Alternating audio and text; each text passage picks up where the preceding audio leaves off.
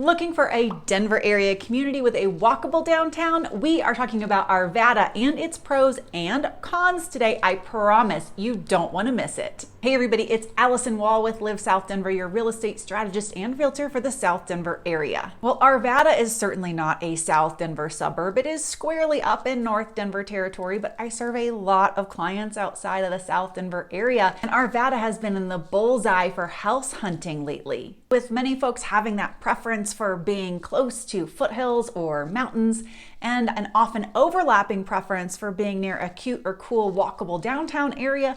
Arvada ticks both of those boxes and then has the added bonus of having a pretty good commute time to Golden, Boulder, Broomfield, and Denver. To get us kicked off on the same page, where is Arvada? Let's just take a look at the map and get our bearings. It sits north of I-70, east of Westminster, and starts south of Highway 88 at Highway 36. From there, it pushes west to the Boulder foothills. Most of Arvada falls in Jefferson County, which means it's going to align with Jeffco schools. There is a little bit of it, which is in Adams County, which means it will have a different school system. Let's just jump right in and talk about schools first. As always, you know I recommend greatschools.org and schooldigger.com as reference points. And as a tip, since most of you viewing are often coming from somewhere else, another state far away, one of the great ways to use those two sites is to take a school near you that you know is excellent.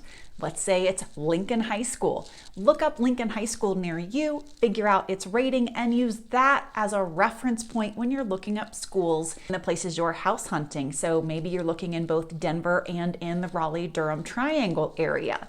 That way your Lincoln High School score serves as a nice reference point of understanding as you look across different areas. Now, Arvada area high schools. I do talk about high schools just because there are fewer of them. You can look up middle schools and elementary schools too. The scores for the high schools run the gamut. Ralston Valley High School scores a solid 10 out of 10, or in the top 10% of high schools across all of Colorado. Here's how the rest of the high school rankings break down. We've got another one that ranks a 7 out of 10, or in the top 40% of high schools. A third that ranks a 4 out of 10, or in the bottom 20% of high schools. And the last one ranks a 2 out of 10, or in the bottom 3% of high schools in the state. Schools may or may not be a huge deal for you. A lot of my clients interested in Arvada fall outside of the traditional 2 kids, 2 pets buyer profile. I've got single folks, pre-kid folks, post-kid folks, you name it. And Arvada is attractive to all of them, and here's why. Home prices. Arvada has home prices that tend to fall a little lower on the home price spectrum. After the last 2 years of market wildness, anything that seems a little more sane is absolutely attractive. Right now, the median home price in Arvada is $60,000 more than you would find in Thornton and $60,000 less than you would find in Castle Rock. Castle Rock also has a walkable downtown, but it's on the full other end of the Denver metro area. Thornton has a fairly similar commuter profile, but is on the east side of I-25, so it does not have that close to the mountains and foothills bonus that Arvada has. And that takes us to pro number 2, which is close to the foothills. That is one of the big reasons folks look at Arvada. They're looking at Lakewood, they're looking at Littleton, they're looking at Golden, they're looking at Boulder, Broomfield, and that house price piece plus proximity to the foothills merge together, and Arvada becomes a very attractive. Hand in hand with proximity to the foothills is often great views. Now, you can get a little too close to the foothills and block out those snow-capped Rockies, but in general, the closer you are to the west side of town, just the more rich that feeling of being in Colorado is. As I mentioned earlier in the video, those commute times to Golden, Boulder, Broomfield, downtown, they're really quite good from Arvada. It's 15 to 20 minutes to Golden, Broomfield, Denver, For Boulder, it's closer to 30 minutes. Obviously with traffic, it could be elongated a little bit. On top of those decent commutes, there is now light rail that runs from the city to Arvada and obviously the other direction. So if you want to go from Arvada to an Avs game, a Nuggets game, any other sporting event, concert, fun night out, and you plan on having some beverages and don't want to be driving back in, you're not planning on using an Uber, you have transportation. So that's one awesome perk. Or if you are a commuter into Denver and you love to maximize that commute time instead of driving it, you have the light rail as an option. Light rail into Denver can take about 20 minutes, so it's possible that you might get to the office quicker using light rail,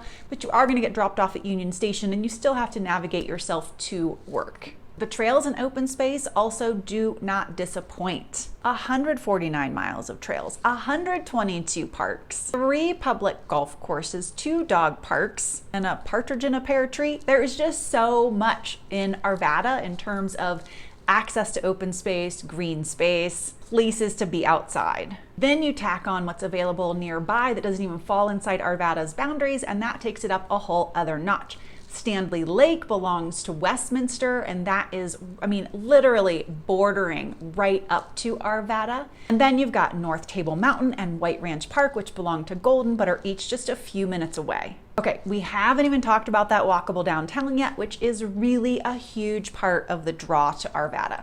I have so many people that call me up and say, hey, I want a walkable downtown. I'm either coming from a location where I have one, I used to live like that, or it's just part of what I want now. I want to have the access to not have to drive a car because I'm getting older, or I just love that lifestyle. Well, there really aren't that many opportunities across Denver for an intensely walkable lifestyle. And even if you are going to move to a town where they have a walkable downtown, to really have a walkable lifestyle, you have to live very, very close to it, right? So Arvada is nearly 40 square miles. So if you're living on the far edge, you're going to have to drive to get to the walkable downtown. But at least you have it for fun activities, date nights, time with friends, or you can choose to live right in it. But let's talk more about how awesome this area is. Arvada has put a lot of work into revitalizing this area, and almost all of the refreshing and revitalizing has happened in just the 10 or 12 past years. So it is very new and fresh. And the best of the walkability has really just come about recently thanks to COVID and the street shutdowns that happened. That really went over so well. Surveys showed businesses and visitors and residents loved it. So Arvada has decided to keep those street shutdowns going for a trial of another 5 years or so. And then they'll decide which ones will stay permanent, if they'll expand it, shrink that down. So we've got some more years ahead of us of a truly walkable downtown area in Arvada. The Olde Town offers a variety of food, drinks, shops. They host the Farmers Market, St. Patty's Day Festival, First Friday Art Walks. There is a splash pad that runs during the warm summer days, which always keeps the kids happy. And if you're the kind of person that likes to mix a little food and history, then the Arvada Tavern dates back to Prohibition. You definitely want to check that one out. And the Rhinelander Bakery has now been open 60 years. Little sweet treats and history, never made anyone sad. That is a robust list of pros for Arvada, right? So why in the world would anybody say, cross Arvada off the list for me? It is not the right place. Well, let's start off with probably one of the biggest reasons, and that is Rocky Flats. We'll talk more about new homes versus old homes in a minute, but if you are looking for a newer construction home in Arvada, the odds are certainly that you're going to be looking on the west side of town, and that's going to put you right over near Rocky Flats Wildlife Refuge. But before Rocky Flats Wildlife Refuge was a wildlife refuge, it was Rocky Flats.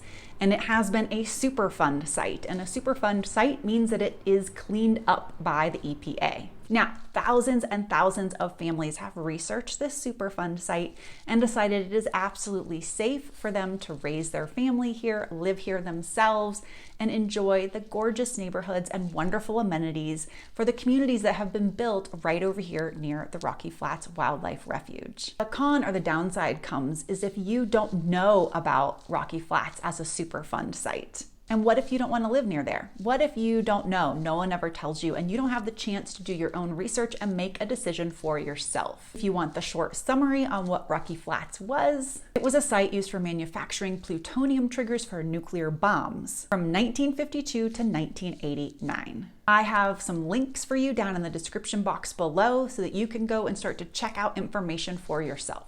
Okay, we have gotten one of the major things out of the way. What else? Schools. As we chatted about at the top of the video, school scores are hit or miss. Schools aren't usually what are drawing someone to Arvada, but sometimes they are the stumbling block that's keeping someone from choosing Arvada. There are great options in the area, but what happens is sometimes a person can't find the perfect mix of the right home in the right budget with the right school. Here's a unique one. I have never had this con in any video yet. Flood insurance. Yeah. So 5% of the homes in the Arvada area fall into a flood zone. It is not the highest in the metro area. Actually, 13% of the homes across Boulder and Golden fall into a flood zone area, but 5% is a much higher than you would find across most of the Denver metro. So when you are looking at something, you would certainly want to be checking on with homes that start to really get your interest going, because there is extra cost with having flood insurance. This is another one that I haven't quite talked about in this way. It's the toll road.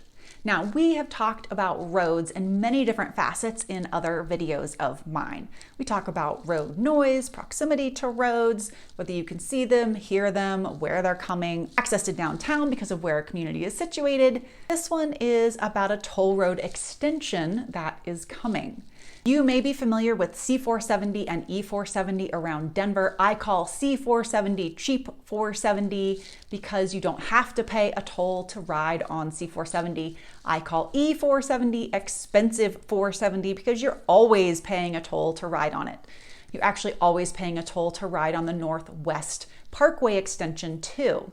Well, there is going to be an additional extension to the toll road, and that is called the Jefferson Parkway. The Jefferson Parkway is the extension that is going to be running through Arvada, and construction is finally slated to begin. The pro side of this is that it's great for those who want to kind of see this loop finished for access around the city. However, if you're in Arvada, there are some cons to this. Take a look at the maps for it. The toll road is going to run adjacent to one of the newest and nicest neighborhoods, and then is actually going to go through, bisect another one of the newer and quite nice neighborhoods as well. Now, the road is absolutely not going to impact every single person in these neighborhoods, and it will particularly have less impact on the folks who live in Candelas. But those in Layden Rock, where the road is set to bisect the neighborhood, really are not going to fare as well, right? And in the Candelas, there is still some new construction that's set to start in there, and when you try to overlay those maps, it does appear that that new construction is going to be situated pretty close to where that toll road is going to wrap around the community. We'll have to see how that bears out, but it looks like they're going to end up being kind of close. I've got some of these maps and things you saw down in the description box below, so you can pull maps and other information around this Jefferson Parkway extension for yourself, because if you're looking to be in this area, I'm sure you want to take a deeper look into this when the construction's supposed to start, where it's going to go. And some of this still may change until they start putting the pylons in and digging the dirt. You know, stuff could actually shift. Oh, and while you're grabbing those links and information, grab your free relocation guide for the Denver area if you haven't gotten yours yet. Okay, we haven't even talked about homes in Arvada yet, so let's do that. The buyer camp for Arvada is usually split in two, either really into mid-mod, that 1950s to 70s era, or those newer homes that have been built over around the last decade or so. You can find mid-mod homes around most of Arvada. There aren't that many over on the west side where the new homes are. There's kind of a divide, but all of the rest of Arvada has opportunities for mid-mod era homes. About 30% of the homes will have a one-car garage. About 50-60% of the homes will have a two-car garage. A handful of them will have no garage. They were either built that way or someone converted the garage into additional living space. And then there are a few that do have 3 spaces of garage or more. The median size for these mid-mod homes is around 20 to 50 square feet. And another bonus of being out here is the lot sizes are certainly bigger than if you're looking at homes that are maybe in the last 15-ish years or more on the south side of Denver. I would say if you're looking in like Castle Rock, Highlands Ranch, Parker, you'll find that lot sizes tend to run maybe like 6,500 square feet, maybe 7,000 square feet until you get to the brand new homes, which can be smaller. But in Arvada, lot size, the median is running 8,500 square feet. So some will be smaller, but some will certainly be larger. Now, if you want a home that's less than 10 years old, your primary options in Arvada are the Candelas and Layden Rock, which are the two communities we just talked about with that toll road extension running by and through. Now, there are certainly other neighborhoods with options that have newer homes, just not in large volume. The neighborhoods are smaller. So let's talk a little more about these two neighborhoods. In the Candelas, if you're looking for larger homes or homes with a view, you're going to be focusing on these two of their 6 villages. First, Skyview. It sits at the highest elevation. It offers great views, has large lots, semi-custom and custom homes. And 2, the Mountain View Village. You might guess it offers breathtaking mountain views. Most of the homes in Mountain View Village are backing to open space either internally in Candelas or backing up to Rocky Flats. If your lifestyle is one where you would prefer easy access to rec centers, parks, the school, you might prefer orienting your search to these 2 of the 6 villages. One would be Parkview. Parkview is centered more around Church's Crossing Park, has quick access to Candela's Swim and Fitness Club, and it is also the neighborhood that is closest to Three Creeks K-8 school. The other would be Townview. That's a traditional style neighborhood. It has a mix of townhome, single family home, custom home, and those homes are so close to Candela's Swim Club and Fitness Club in the neighborhood. If you are a open space kind of person, you'll love walking, but maybe your budget isn't in the $1.2 million range, or you're not looking for a massive custom home, you might want to focus on the Canyon View Village. They have the closest access to the 13 miles of trails inside Candelas. There's a vibrant HOA in the community. They sponsor events. They have book sharing boxes, a community garden, and like so many other master plan communities, access to a park for residents is short. It's like less than half a mile from any house to get to a park or open space. Now, Layden Rock. They got the name for this community from the former mine that this neighborhood was built on. It was Layden Mine. So this has got some history to it. Layden Rock is certainly a smaller community than Candelas. There is a train track in the open space between Candelas and Layden Rock. Layden Rock is south of Candelas, and there is some commercial development that is planned for between the two communities. There is a grocery store nearby, so you're not driving too terribly far to get your groceries, but there is a need for a little bit more commercial for this side of town. So it's exciting that there is more stuff coming over here. But anyway, back to the Layden Rock side of things. These homes, some of them sit so high up on cul-de-sacs with nothing behind and beneath them. So they have these sweeping views of the foothills that head up toward the Flatirons. Really beautiful stuff in here, very quiet, at least it has been. It'll get busier as they bring in more commercial, as this toll road comes through, and as of course that ends up bringing more development. More than 60% of this neighborhood though is open space, so the desire really is to keep everything within the walls of the community very peaceful. Lots of trails, clubhouse, pool. The HOA does community garage sales, ice cream socials. There are opportunities to connect with neighbors and do the things that really keep you in touch with the folks around you and let you keep your space if you want on all of that open space. All right, last, for actively new construction, you have a Richmond Homes Haskins Station community. They are currently building. There are 3 styles of home in here: single family, paired home, and those urban style 3-story collections. It's a really tiny kind of infill lot area, so it will not take them long to build out. And there are some other new construction projects that are coming. that are just getting started, and I will be doing a video on those as well, so stay tuned if Arvada is hot on your radar. Head on down to the description box below, grab that information, those links that we talked about, your relocation guide if you don't have one yet, and if you have questions about moving to Denver, checking out Arvada, what it's like to live across the metro area, let's connect. I'm always happy to chat, and I will see y'all next week.